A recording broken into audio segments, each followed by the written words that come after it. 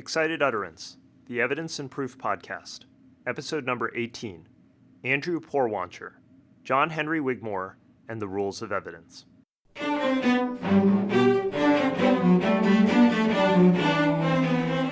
Welcome to Excited Utterance. I'm your host, Ed Cheng from Vanderbilt Law School. Excited Utterance is your podcast for cutting-edge scholarship and developments in the world of evidence. Our goal is to bring a virtual workshop to you every week throughout the academic year. This week, our guest is Andrew Porwancher. Andrew is Assistant Professor of Classics and Letters at the University of Oklahoma, where he is a core faculty member of the Institute for American Constitutional Heritage. Besides the topic of today's podcast, Andrew is author of The Devil Himself, A Tale of Honor, Insanity, and the Birth of Modern America, as well as a forthcoming book on Alexander Hamilton, entitled The Jewish Founding Father, Alexander Hamilton's Hidden Life. Today's podcast focuses on Andrew's look at the history of evidence law, a new book entitled John Henry Wigmore and the Rules of Evidence, The Hidden Origins of Modern Law, which is published by the University of Missouri Press. In the book, Andrew argues that Wigmore was not a legal formalist, as is often assumed or characterized, but rather was one of the key proponents of legal realism. In making his argument, Andrew chronicles Wigmore's life, his intellectual influences and context, and the place of Wigmore's monumental treatise on evidence, a work that needs no introduction. Andrew, delighted to have you on Excited Utterance. Welcome. Thank you, Ed. I'm excited to be here. Before we get into the substance of your book, let me start you with the obvious background question. Your book is a rather extraordinary coalescence, I think, of several things. Your PhD is in history, and you're a member of a classics department, and at least from my brief literature review, you've written perhaps the first biography on Wigmore in almost 40 years. So what got you interested in Wigmore and the rules of evidence? Sure. And I think that does come back to my background as a PhD in history. I'll mention briefly that I actually teach in a constitutional studies program that, for a variety of idiosyncratic reasons, here at the University of Oklahoma is housed in a classics department. And it has to do with the founding director of the institute being a classical historian and interested in the classical foundations of American constitutional law. So I was hired to teach American legal history. I have a PhD in history. I don't have a JD. And so I became interested in Wigmore and in evidence law for probably the kinds of reasons that a historian rather than maybe a law professor would be interested. I didn't set out to necessarily write a history of evidence law. I wanted to address this fundamental question, what is truth, from a historical perspective, and look at how society discriminated between truth and falsehood. And that led me to evidence law, because I thought if you look at the history of evidence law and you look at judicial fact-finding in courtrooms, I could use this as an entry point into trying to understand how society writ large establishes credible knowledge. And I was particularly interested in the late 19th, early 20th centuries, the Gilded Age and Progressive Era, because this was a time period where America was undergoing a very rapid transformation from a rural agrarian society to an urban industrial one. And I had never heard of John Henry Wigmore, but quickly discovered, getting into the topic, that he was the dominant figure, single-handedly modernized the rules of evidence in American law. So he quickly became the focus of my study. So not only was there a rapid change between the agrarian and industrial society at that point, but in the legal world, there was this great change or shift from legal formalism to legal modernism, as you term it, or legal realism. You frame your book as an argument along these lines, that Wigmore was not a legal formalist as commonly believed, but rather as a supporter, or if not a leading light, of legal realism. Just before we get into that discussion, as a review, would you mind taking us into that historical context between formalism and realism and remind us why that matters in the history of American thought? If I could, I'll take a moment and talk about it historically and then also in terms of the historical scholarship on that subject. The traditional narrative is that legal formalism reigned supreme in the late 19th, early 20th century, but it collapsed under the weight of its anachronism by the 1930s, and that the initial critique of formalism begins in the late 19th century with proto-legal realists like Oliver Wendell Holmes, and they lay the foundation for the ultimate ascension of legal realism as the school of jurisprudence that displaces formalism. And so that's the typical narrative. And in terms of the substance of what these terms mean, the formalistic view of law is one in which law is treated as an exercise in syllogism and formal logic, where judges are passive arbiters of justice who are dispassionately discovering and applying legal principles to the facts at hand. Law is seen as something that is natural and immutable. Law is, in a tacit way,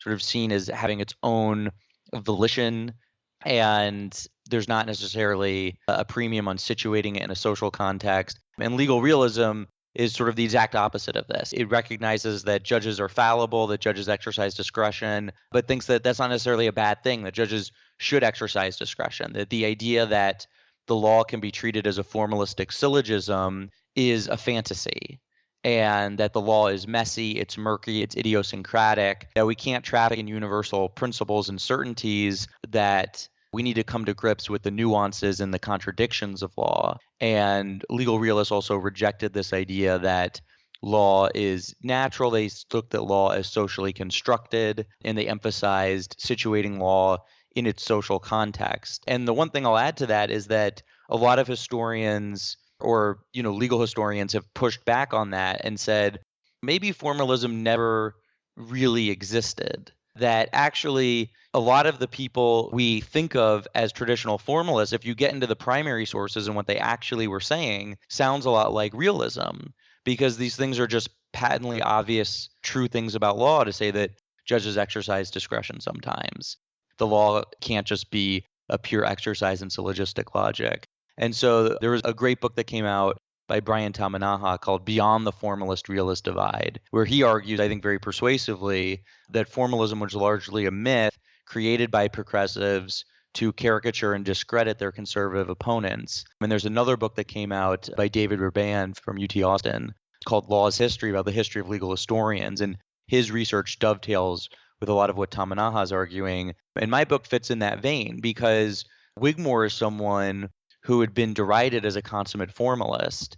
And the fact that when you get into the content of his evidence treatise, and it is so thoroughly realist and was recognized by contemporaries as realist, recovering Wigmore's realism when he was derided as a formalist, I think lends further credence to this idea that formalism never really existed in the form that contemporaries like to claim that it did.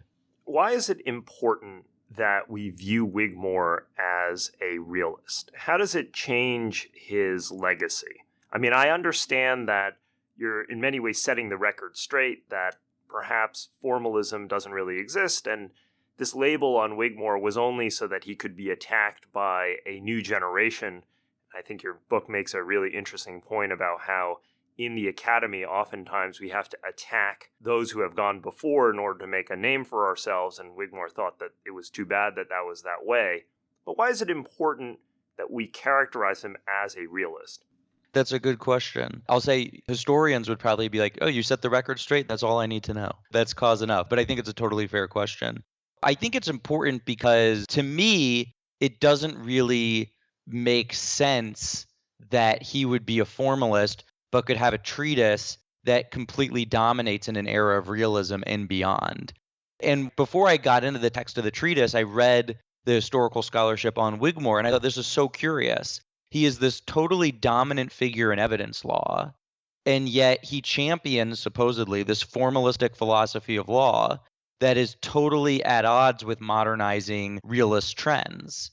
And the treatise continues to endure through most of the 20th century, and its spirit lives on, I think, in a lot of the federal rules of evidence. And so what I thought this book would originally try to do is answer the question of how someone who subscribed to a philosophy that was becoming increasingly anachronistic managed to become a dominant figure in a field of law. What was it that made evidence law so different from every other branch of law? So that was the question I originally sought to answer. And what I discovered is that the premise was entirely wrong. That actually Wigmore was a consummate realist and his treatise was a consummate expression of his thorough realism. And so to me, I think it helps solve this puzzle. And it makes sense that someone who had this modernist realist philosophy would come to dominate this branch of law. And in terms of why is it important, one way of thinking about this is pushing back on people today who might argue for a golden age of realism and see that as a positive thing or something to adhere to, and see realism as having opened Pandora's box of doubts and uncertainties. And I think if we can recover Wigmore and other figures who are seen as consummate formalists and show that they're actually realists, I think it may pull the rug out from people who want to believe that there was a golden age of formalism and see that as something that we need to get back to, when really I don't think it ever existed quite in those terms at all. Let me turn back to your point about the treatise and how influential it was. Can you give us a sense of the context in which Wigmore's magnum opus was published? So there were many other evidence treatises before him, Thayer's for example, but no one talks about Thayer's treatise. Wigmore's was different and in many ways far more memorable than those that came before or after. What was special about that treatise? For the 70 years or so preceding the publication of Wigmore's treatise, the first 3 volumes of Wigmore's treatise, I'll just mention, came out in 1904. The fourth and final volume of that first edition came out in 1905. But for the 70 years preceding that, Greenleaf on evidence was the dominant evidence treatise. And Greenleaf had gone through several different iterations, I think 15 or 16 editions. It was mainly adding case law, and America changes a lot between the 1840s, when Greenleaf's work is first published, and the publication of Wigmore's work. And so Greenleaf's evidence treatise grows increasingly out of touch with modern needs. And James Bradley Thayer, who was Wigmore's mentor and something of a father figure to Wigmore, teaches evidence law at Harvard. He's interested in evidence law, and he sees that something needs to be done to modernize the field of evidence and to recalibrate it to the new urban industrial realities of a modernizing America. And so he sets out on a 2-part project. The first part is to have a treatise that's called the Preliminary Treatise, which was on the history of evidence law. And that was going to set the stage for a practitioner's treatise that could actually be used in courtrooms. But Thayer passes away after the publication of the Preliminary Treatise, before he can publish his magnum opus on evidence law. And I've actually seen his jumble of handwritten notes are in the archives at Harvard Law. And it's clear that he was hard at work and had done a tremendous amount of research to that end. But Wigmore ends up publishing magnum opus that Thayer dies before he's able to. And Wigmore, his treatise was so influential for a couple reasons, partly because it was so exhaustive.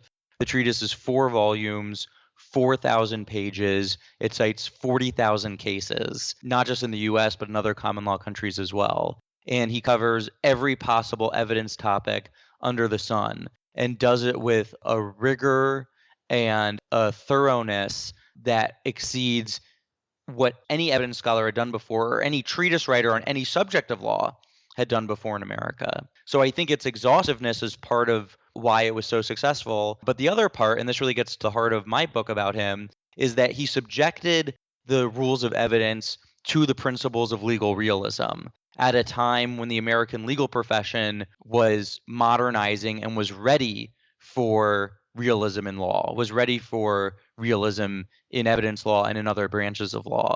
And so I think it's those 2 elements, the thoroughness of it and the use of realism's principles to organize and make sense and reform the law, that help explain why it exercised such hegemony over the practice of evidence law in Wigmore's lifetime and beyond.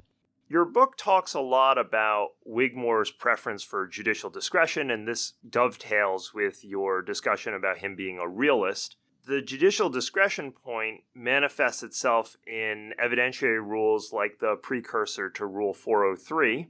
Why the preference by Wigmore for discretion as opposed to clear rules? Was it that he inherently trusted judges? Was this trust an idealistic move? I think he did trust judges. That's not to say that he didn't recognize the fallibility of judges. Another one of Wigmore's mentors, Holmes, said famously, right, what matters is not the robe, but the man underneath.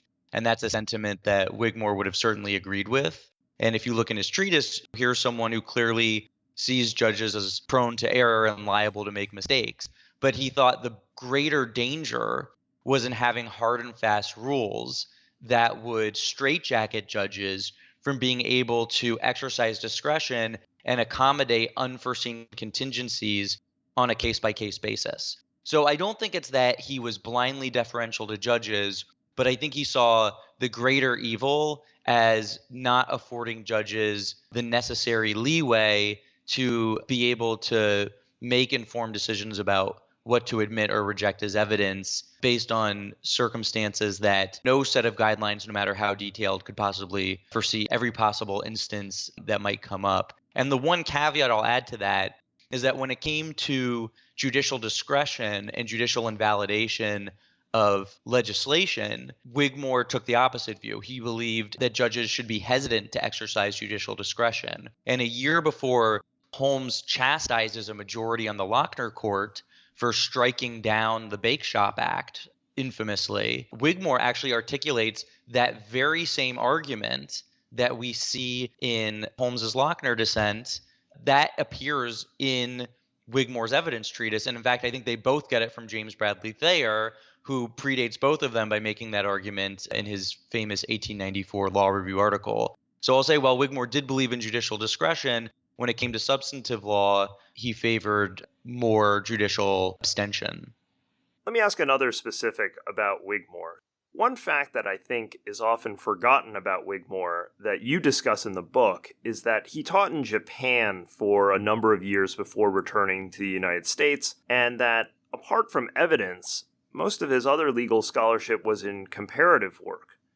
How did that experience, to your mind, affect his work in the evidence field? It hugely affected it. So Wigmore is 26 years old. He's a couple years out of Harvard Law School. He's been doing some legal research for some lawyers around Boston, including a young Louis Brandeis who hires him. He's a very academic guy. He wants to go into legal academia. And not unlike today, it's a tight job market for academics. And he doesn't find a job in the US. But the Harvard president recommends him for a job teaching at Keio University in Tokyo. Japan is in the midst of the Meiji era, in which Japan is coming out of its centuries of isolation and is trying to westernize as quickly as possible, westernize in all different aspects, in industry and technology and in law. And so Wigmore is hired to teach Anglo-American law at Keio University. What's interesting is that although Wigmore is this consummate example of Meiji era westernization, he's this American brought in to teach Western law, and he's even playing shortstop on Tokyo's first baseball team. What really interests Wigmore is the local Japanese law. And he becomes fluent in Japanese. He was a total genius with languages. He was fluent in about a dozen languages, as disparate as Arabic and Russian. And he becomes fluent in Japanese, delves into all of these Japanese legal records that no one else has really paid attention to. And he sees in Japanese law an emphasis on particularity, a rejection of universal rules, support for judicial discretion, a belief that the judiciary needs to engage in balancing tasks. All of these elements of legal realism that dovetail with the sorts of things he was learning from James Bradley Thayer. They dovetail with the sorts of judicial decisions that Oliver Wendell Holmes is coming out with as a justice on the Massachusetts Supreme Judicial Court. And so Wigmore is taking these lessons from Japanese law. His hope was actually to be a scholar of comparative law back in the United States. But the president of Harvard tells Wigmore, that's not a field. Comparative law that's not a thing, that doesn't exist. Wigmore is really the first major comparative law scholar, but he is able to get a job teaching evidence, among some other subjects like torts at Northwestern Law, and evidence becomes the center of gravity of his world. But he never forgot those lessons he learned from his 2.5 years in Japan, And we can see a lot of parallels between the jurisprudential values that he spots in Japanese law and he ultimately translates into American evidence doctrine. So interesting that Wigmore ends up being a billboard for doing comparative work, and certainly I would have never expected it. A final question for you. In the book, you emphasize that Wigmore's realism was infused with pragmatism, that experience was the guide as opposed to logic or elegance. But at the same time, Wigmore didn't really buy into Cardozo's brand of sociological jurisprudence, this use of social science to inform law. Much of the work today in evidence reform is based on this sociological jurisprudence, using social science and psychology and economics to figure out whether or not the assumptions that we're making in the evidentiary rules are right. What do you think Wigmore would make of all of this? Would he approve of what the Academy is doing, or would he object to it? That's a really interesting question. Wigmore was someone who thought a lot about sociological jurisprudence and didn't think it was viable. It wasn't that, he had failed to anticipate this kind of exercise. And there were certainly a lot of people that Wigmore was close to, like Cardozo and Roscoe Pound, who was a protege of Wigmore's, who were really the fathers of sociological jurisprudence. Wigmore's concern is that if you don't have consensus within a social science field, then it's not yet ripe for putting that into legal practice. And so I think if he saw an area of social scientific research where there was disagreement among the social scientists, I think he would be very hesitant to say, yes, this field has reached a level of maturity that legal practitioners can safely make use of it. But if there's areas where social scientists do find relative consensus, I have no doubt that Wigmore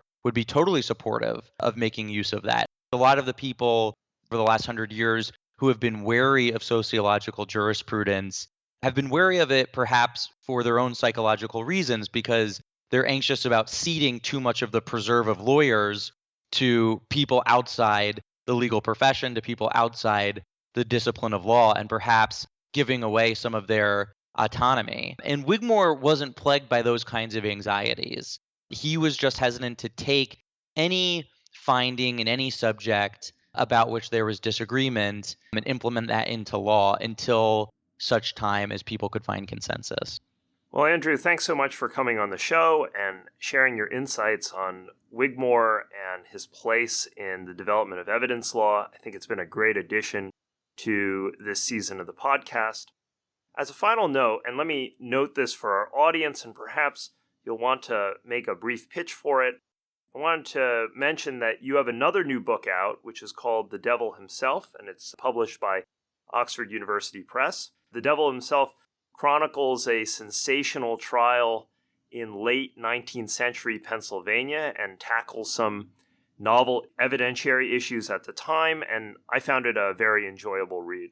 Thank you. No, I really appreciate that. Yeah, and this is a book where I think for evidence scholars and listeners that you have would be interested in it, because the book addresses a lot of novel issues in the 1880s about the admission of expert testimony related to the temporary insanity defense, which was relatively new at the time. And more broadly, it's sort of a story about illicit love and honor and a duel and political intrigue. So I've tried to write a book that is academic, but also might appeal to your mother-in-law or father-in-law. I hope that academics like it. I hope to reach a broader audience as well.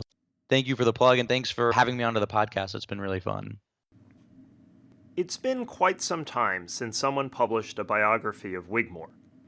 Andrew's new book is part biography and part intellectual history. It provides the reader with a deep insight into the major players of the time, the rise of legal realism, and Wigmore and his treatise's role throughout the period. Notably, at his core, Wigmore was a legal realist, and efforts to paint him as a formalist were largely by way of contrast, rather than a true reflection of Wigmore's views. According to Andrew, it was this realist perspective that explains the unparalleled influence of his treatise. I am also struck by how influential Wigmore's experiences in Japan and with traditional Japanese law were to his thinking. Wigmore was brought to Japan with the intention of westernizing Japanese law, but in the end, his experience perhaps ultimately helped to easternize American evidence law in the process. This sort of cross-fertilization is of course one of the great strengths of comparative work.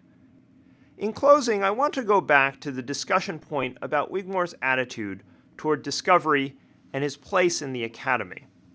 For this, I will quote from the final page of Andrew's book. Wigmore was different from both Pound and Llewellyn. His desire to claim some real estate on crowded jurisprudential turf did not translate into an Oedipal tendency to tear down his father's generation. Wigmore was more interested in influencing legal practitioners who yearned for stability in law than he was in impressing fellow academics who valued unorthodoxy in ideas. Whereas Pound and Llewellyn were too eager to highlight their own originality, Wigmore actually downplayed the newness of his thought. In so doing, Wigmore rendered his suggestions for reform palatable to the less progressive elements of the bench and bar. I think this perspective from the indisputed giant of our field is one worth pondering. That does it for this week's episode of Excited Utterance. Support for Excited Utterance was generously provided by Vanderbilt Law School's Brandstetter Litigation and Dispute Resolution Program, as well as the Vanderbilt Institute for Digital Learning. The associate producer for this episode was Alex Nunn, and the production editor was Carson Smith. Music was provided by the Vanderbilt University Blair School of Music's Children's Cello Choir under the direction of Kirsten Castle-Greer. I'm your host, Ed Chang, and I hope you'll join me again next week when we take on another new work in the world of evidence and proof.